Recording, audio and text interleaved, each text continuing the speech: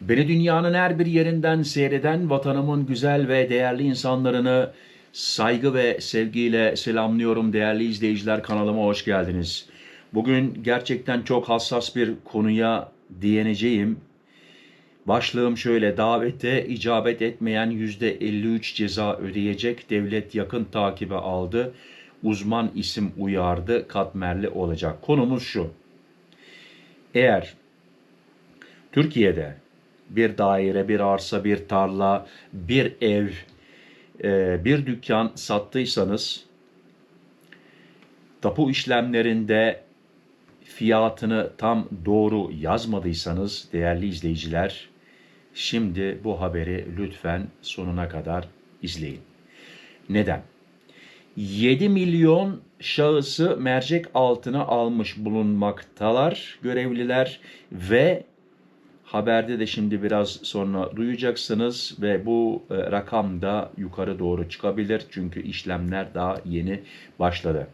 Cezaları yüksek, %53, biraz evvel duyduğunuz gibi. Yalnız bunun bir hesaplaması var. 5 sene geriye kadar kontrol edilecek alım satımlar, rakamlar doğru değil mi?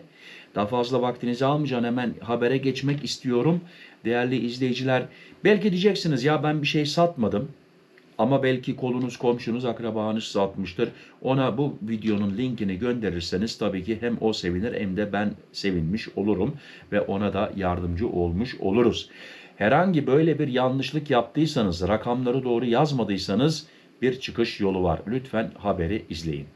Maliye Bakanlığı yapay zeka destekli mekansal veri analiz sistemi MEVA ile son 5 yıla ilişkin tapu işlemlerini mercek altına aldı.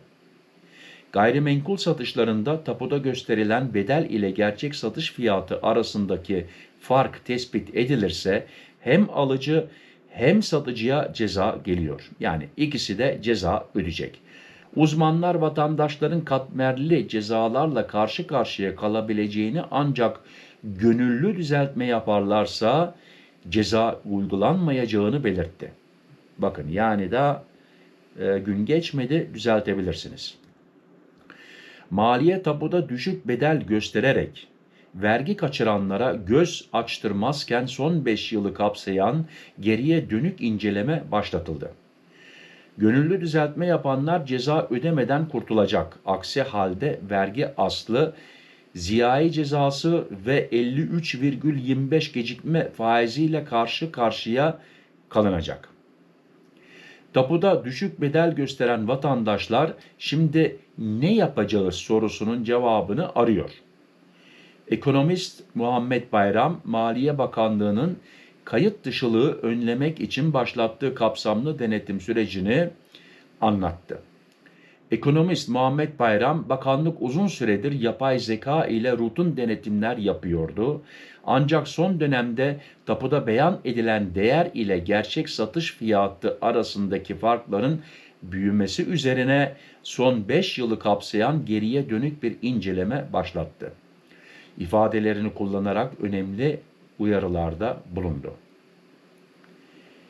Gönüllü düzeltmeye ceza yok. Özellikle değerli izleyiciler, özellikle büyük şehirlerde konut fiyatlarının artmasıyla birlikte kayıt dışı ödemelerin daha görünür hale geldiğini belirten Bayram, devlet artık hem alıcıyı hem satıcıyı yakın takibe aldı. Gönüllü düzeltme yapanlar cezasız kurtulacak dedi ve sözlerine devam etti. Önceden bu denetimler daha çok inşaat firmaları üzerinden yapılırken şimdi alıcı ve satıcı da mercek altına alınıyor. Bankalardan çekilen konut kredileri de incelemeye dahil ediliyor.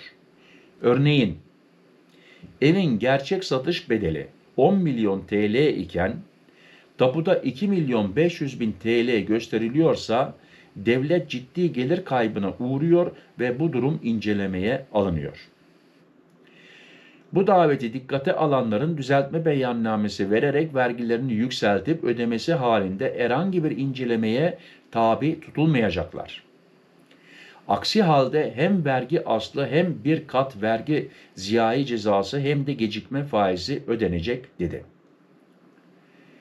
7 milyona yakın işlem tespit edildi. Biraz evvel söylediğim gibi değerli izleyiciler, bu daha fazla da çıkabilir. Habere devam ediyorum. Bayram son dönemde belediyelerin raiç bedelleri arttırmasıyla birlikte tapuda beyan edilen rakamların da yükseleceğini ve devletin tahsil ettiği tapu harçlarının artacağını vurguladı. Bakanlık tapu değerleri ile gerçek satış fiyatları arasındaki farkların çok artması üzerine sondaj yöntemiyle yapılan kontrollerde büyük sapmalar tespit etti. Bunun sonucunda rutin denetimlerin yanı sıra son 5 yılı kapsayan geriye dönük inceleme başlatıldı. Şu anda 7 milyona yakın işlem tespit edildiği belirtiliyor. Bu sayının daha da artacağını tahmin ediyoruz diyen Bayram, varsa eğer izaha davet kapsamında düzeltme beyannamesi vermek daha iyi bir sonuç doğuracaktır. Ancak vergi incelemesine dönerse bunun sonucunda kesilecek cezadan sonra uzlaşma ve pişmanlık hükümlerinden faydalanabilecektir ifadelerini kullandı. Bayram denetimlerin tüm Türkiye'de yapılacağını ancak İstanbul, Ankara, İzmir, Denizli, Kocaeli ve Bursa gibi büyük şehirlerde konut fiyatlarının daha yüksek olması nedeniyle buralarda daha yoğun bir kontrol beklediklerini söyledi. Katmerli olacak. Gayrimenkul satışlarında tapu harcı toplam satış bedelinin %4'ü olarak uygulanıyor. Bunun %2'si alıcı, %2 satıcı tarafından ödeniyor. Eksik beyan tespit edilmesi halinde hem alıcı hem satıcı eksik ödedikleri vergiye ceza ve faizle birlikte ödemek zorunda kalacak. Şimdi dikkat edin değerli izleyiciler. Bakın yani bu çok pahalıya mal olur. Şu anda yıllık gecikme faizinin %53,25 seviyesinde olduğunu belirten Bayram, 5 yıl öncesine ilişkin bir eksik ödeme tespit edilirse vatandaşların katmerli cezalarla karşılaşabileceğini vurguladı. Bayram tapu harcı sorumluluğunun alıcı ve satıcıda olduğunu ancak emlakçıların da komisyon gelirlerini düşük göstermesi halinde cezalı vergi ödemek zorunda kalabileceğini belirterek komisyon faturası raiç bedel üzerinden kesilip kalan kısmın elden alındığı durumlarda bu farkta tespit edilirse vergi geriye dönük olarak tahsil edilecek dedi. Raiç bedel düzenlemelerinde hassasiyetle hareket edeceğiz. AK Parti Genel Merkez Yerel Yönetimler Başkanı Mustafa Demir, raiç bedel düzenlemeleri ile ilgili yapmış olduğu açıklamada vatandaşlarımızın sırtına yeni yükler bindirmeyeceğiz ifadelerini kullanmıştı. Demir temel amaçlarının milletin huzurunu ve ekonomik istikrarını korumak olduğunu ifade ederek yerel yönetim anlayışımızda olduğu gibi bir konuda şeffaf, adil vatandaşlarımızın menfaatini önceleyen bir yaklaşımı sürdüreceğiz. Raiç bedel düzenlemelerinde aynı hassasiyetle hareket ederek hem vatandaşlarımızın haklarını koruyan hem de belediyelerimizin ihtiyaçlarını gözeten bir dengeyi tesis edeceğiz. Milletimizin hayatını zorlaştıracak, yükünü arttıracak hiçbir adamın yanında olmayacağız demişti. Değerli izleyiciler, biraz evvel söylediğim gibi belki kendiniz herhangi bir gayrimenkul satmamışsınızdır ama tanıdığınız biri vardır. Lütfen rica edeceğim vatandaşlarımızı uyaralım. Lütfen videonun linkini gönderin. Onlar da bu haberi alsınlar. Gördünüz o %2'den sonra bilhassa %53 ekonomi yüzünden tabii pahalılıklar da var. %53 üstüne tekrar bu ceza konuluyor. Ödemeleri lazım. Beni seyrettiğiniz için çok teşekkür ederim. Daha fazla vaktinizi almak istemiyorum. Sonunda ne diyorum? Sağlık, sağlık en mühimi. Sağlıcakla kalın, benimle kalın. Hoşça kalın. Murat.